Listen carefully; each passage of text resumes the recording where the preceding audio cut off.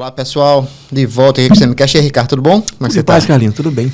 Ricardo, o tema é sério, porque eu acho que não tem nem espaço para brincadeira, porque é um tema que é muito recorrente aqui em Alagoas, infelizmente, que é essa questão de agressão a mulheres, principalmente do ponto de vista de pessoas poderosas, né? Aqui, nessa última semana, o irmão do prefeito, João Holanda Caldas, né? O doutor JHC ficou assim, vamos chamá-lo de doutor JHC, porque ele pediu para ser chamado doutor JHC. O Jaque, né? É o Jaque. É engraçado que o Jaque tinha um personagem, né? Literário, o Jaque. É. O Jack.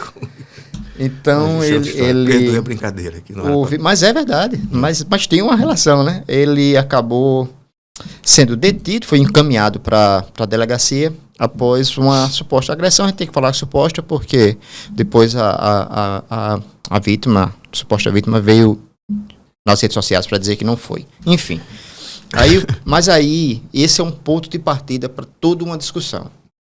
Houve agressão, houve o que a gente chama de furduço, policiais para cá, policiais para lá, policiais da prefeitura teriam tirado ela do carro da viatura, que teriam permitido que ela saísse. Ela andou 45 minutos, deputado federal na delegacia. Trubuçu, uma coisa impressionante. Mas, de fato, o que aconteceu? Uma pessoa poderosa, uma briga com a namorada e policiais de lá e de cá, de todas as ordens, que deviam estar a serviço da população, saindo dos seus postos para defender esses poderosos. Isso não é uma coisa incomum em Alagoas, né, Ricardo? Pelo contrário, né? De jeito nenhum.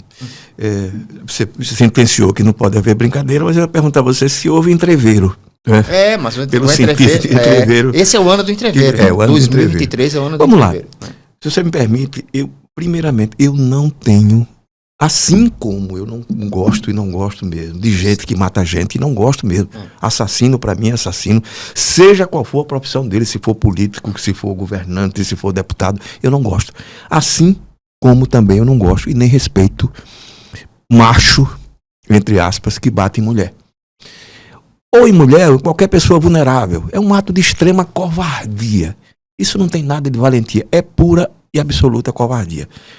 Mas deixando o caso de lado especificamente, a gente depois pode tratar de outros detalhes. O que importa para mim, e você pontuou muito bem, é essa história de envolvimento de policiais militares nessa história. Polícia não tem que se meter com político. Quando o policial se envolve com político, ele está a um passo do crime. Sempre é assim. E o crime, às vezes, é um crime letal, né? De assassinato, de morte. A história de Alagoas está cheia desses exemplos.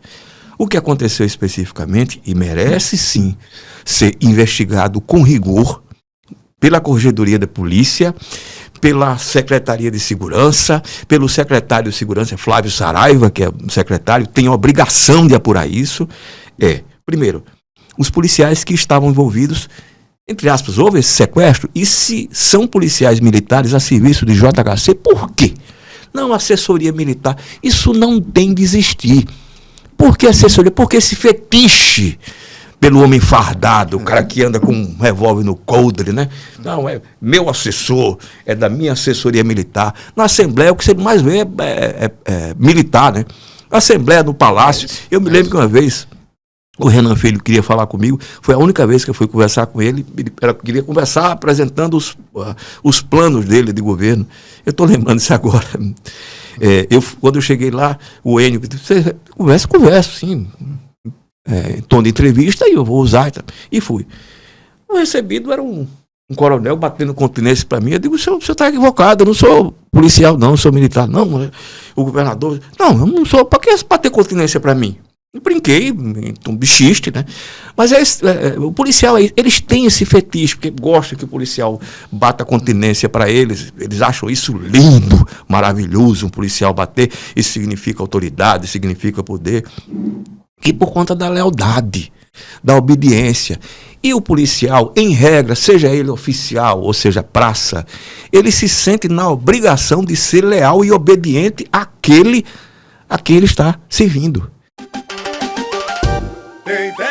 Tem governo trabalhando, em todo canto tá chegando. Tem reconhecimento nacional pelo trabalho do governo na educação. Alagoas venceu o prêmio Darcy Ribeiro com os programas Cartão Escola 10 e Vem Que Dá Tempo. É só o programa Nota 10. Tem valorização e promessa cumprida chegando também para os nossos servidores públicos. Com vocação em diversas áreas, reajustes e um dos melhores salários do Nordeste. Governo de Alagoas. Tem trabalho e coração. Mas ele esquece, muitas vezes, que ele é empregado do povo, da população. A essa população é que ele deve satisfações. Então, no caso específico, se houve esse sequestro, que esses policiais sejam julgados, se for o caso, sejam condenados administrativamente, seja a forma que for. Se efetivamente isso aconteceu, não tem para onde correr.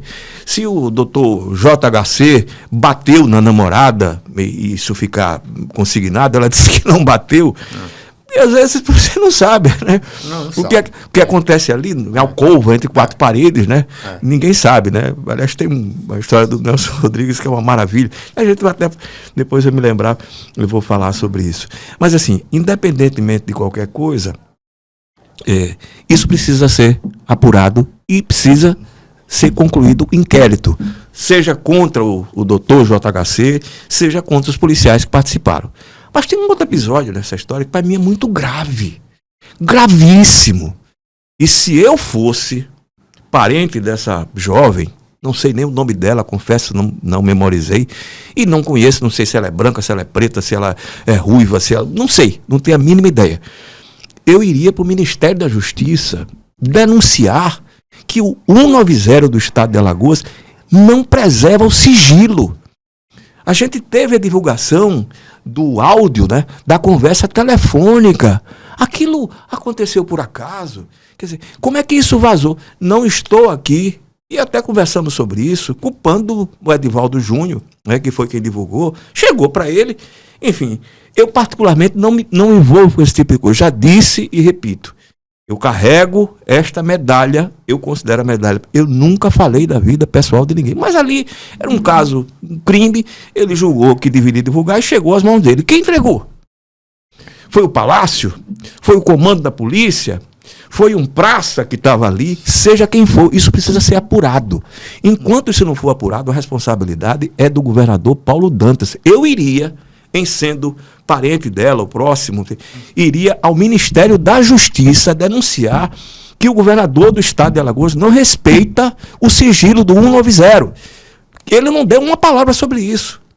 Ele não repudiou a divulgação daquele áudio, colocando em risco a vida da moça.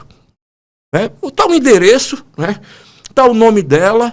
Como é que aquilo vazou? Você acha que foi o Zé Ruela? O Zé Ruela disse, olha, tome aqui esse áudio. Não, aquilo é algo extremamente grave. Até porque, eu lhe pergunto, se você conhece alguém num episódio de 190, que você vai fazer uma denúncia, no disco de denúncia, você recomendaria ligar para o 190? Eu não recomendaria de jeito nenhum. Pelo contrário, não ligue. Não ligue, que amanhã você pode estar no jornal. Amanhã você pode ter o seu áudio divulgado com o seu nome e, inclusive, sua identificação. Porque aqui no Estado de Alagoas, o 190 não mantém o sigilo. Isso é um crime. É um crime que o governador do Estado precisa mandar apurar. Ou então ele assuma. Se foi ele ou se foi alguém do Palácio, que ele diga. Agora, do jeito que essa história se resolveu, como se isso não tivesse acontecido, e eu lamento muito que, de forma geral, eu estou fazendo esse questionamento aqui, eu achei que devia ser feito na sequência, né? Enfim, pela imprensa de forma geral. Eu vou fazer no CMCast, já que a gente tinha decidido falar sobre isso. Isso é muito grave, gente. O 190 é nacional. É um número nacional. Por que que o 190 do Estado de Alagoas não garante o sigilo de quem denuncia? Expõe, inclusive, bota a voz, né, a gravação de quem está denunciando. Isso é criminoso, gente. Isso também é um crime. Da mesma forma que os policiais, se o tal do doutor, já que eu também não conheço, bateu na namorada, se empurrou, se deu um tapa, seja o que for, ele tem de ser punido por isso. Os policiais envolvidos que supostamente sequestraram, supostamente, é engraçado como esse senhor virou supostamente. Porque, enfim, O que foi apurado, e o governador disse, vamos prender. Ele agiu com o tamanho, mostrou, eu acho, quando ele, Paulo Dantas, faz uma gravação dizendo que vão ser presos, ele mostra o tamanho dele. Ele não pode ser porta-voz da corregedoria da polícia, desse tamanhinho. Se ele tivesse uma formação intelectual, política, melhor, ou familiar, me perdoe dizer isso, ele não teria dado aquela entrevista, feito aquela declaração. Aquilo é coisa de gente, me desculpe, desse tamanho. Revela mais do tamanho dele do que da autoridade dele para punir policiais e praças. Porque se ele tivesse efetivamente essa autoridade, tivesse essa, diria, se fosse o Alfredo Gaspar, essa macheza, eu não digo, não tenho, como diria o Flávio Dino, esse é um tema que não me interessa, a macheza de ninguém, mas se ele tivesse essa coragem, essa valentia, ele teria determinado que a corregedoria investigasse o Major da Mala. Aquele Major da Mala que puxou uma arma para um delegado da Polícia Federal, que aquilo fosse apurado pela corregedoria. O cara foi promovido, o Major. Tudo bem se ele é inocente, se ali, na verdade, chegasse à conclusão de que foi o policial federal que puxou a arma para ele. Tudo bem, mas que aquilo fosse apurado. Zero. Ele peça licença, por exemplo, ao deputado Marcelo Vitor, deputado, eu posso mandar investigar esse oficial? Quem sabe o Marcelo Vitor autoriza e ele faz a investigação. Do jeito que ocorreu e da forma como ele se manifestou, me desculpe, é fácil ser valente com gente pequena, não é? Eu acho assim uma sucessão de erros. Completamente. Assim, um crime, né? Porque a gente vive num estado, Ricardo, que infelizmente isso é muito recorrente. Também acho. Pessoas poderosas. Carlinhos, a gente sabe de cada exemplo. Olha, o que eu recebi ao longo da vida, são 43 anos de profissão. Puxa, imagina. De informações, de autoridades, e assim, dos 3 poderes, tá? Que batem nas respectivas mulheres, ou batiam, alguns se aposentaram, né? Enfim, ou que cometeram atos de valentia com gente vulnerável, não é? E, enfim, é uma enormidade. Se você me permite, até para dar uma pitada de humor, você disse que não cabia piada. Mas assim, eu já ia querer quebrar um pouquinho. Pois é. Nelson Rodrigues. Isso. Nelson Rodrigues. Vou citar dois personagens que são muito maiores do que eu. Muito, mas muito mesmo. Nelson Rodrigues dizia o seguinte: se todos conhecessem a intimidade sexual uns dos outros, ninguém cumprimentava ninguém. Então, as histórias aqui que a gente sabe de prostituição, né? Eu me lembro que na Taturana, né, e na Gabiru, eram gravações e gravações de deputados, de prefeitos e autoridades outras, né? Falaram, uma franguinha de 15 anos do Benedito Bentes que eu pego. Gente, 15 anos, é uma criança. Isso me incomoda muito. Eu lembro porque na época eu tinha uma filha que era não tenho, né? Só que hoje ela já é madura. Isso me incomodava demais. Eu digo, será que esses caras, eu sabia que alguns deles tinham filha da cidade. E o cara peguei uma franguinha de 15 anos ali no Benedito Bentes. Eu ouvi isso reiteradas, aquilo me incomodava, mas eu digo, não vou divulgar isso por aí, isso é outra história.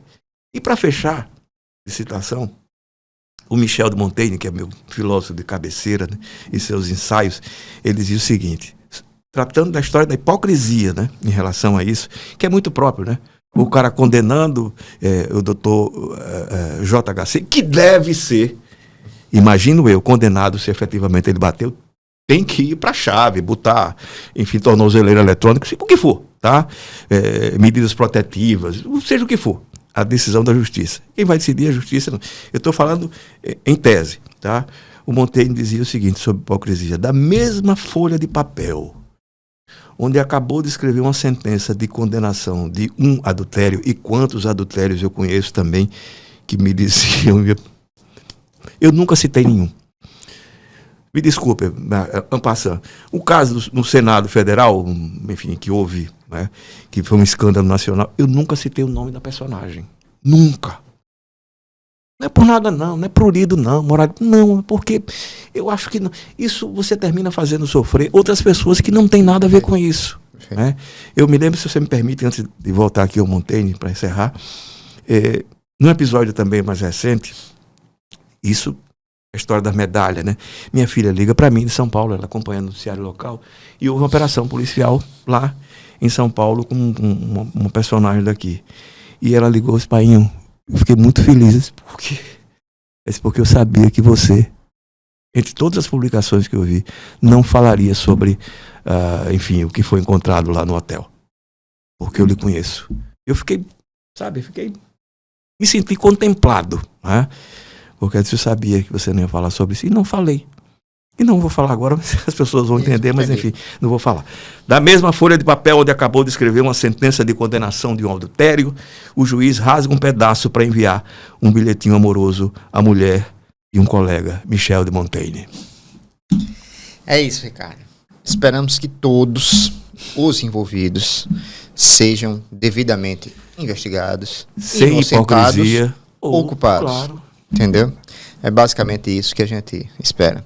Um grande abraço, cara. Até a próxima semana.